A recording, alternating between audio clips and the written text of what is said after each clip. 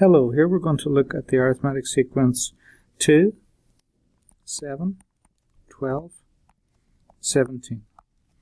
Now, looking at this, you can see that the number is increased by 5 every time. We start at 2 and then we go up by 5 and we're increasing. So what we say is the common difference, D, is equal to plus 5. Plus because it's going up, increasing. So that's the first part. That was the first thing we were asked for. What's the common difference? B is the general term. Now the general term is given by an equals a1 plus d times n minus 1. Now a1 is the first term, remember?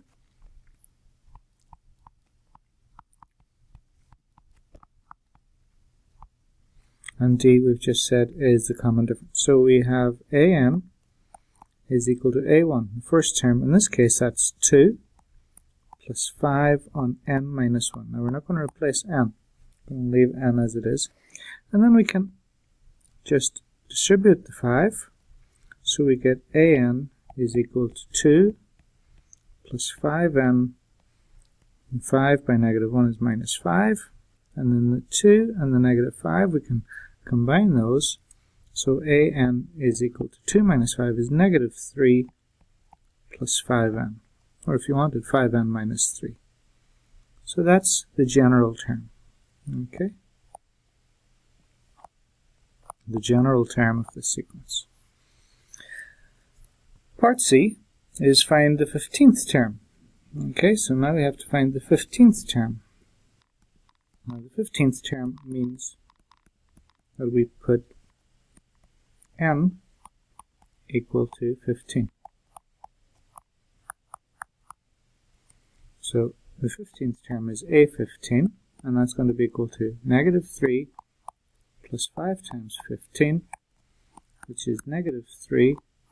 And 5 5s are 25, 5 1s are 5, and 2 is 7. 7, so beg your pardon. 75. So a15 is 75 minus 3 is 72. Okay, that means if we'd continued this sequence 2, 7, 12, 17, 22, 27, 32, 37, etc., then the 15th term in that list would have been 72. Okay, so that's the 15th term. Now D asks us which term is 82.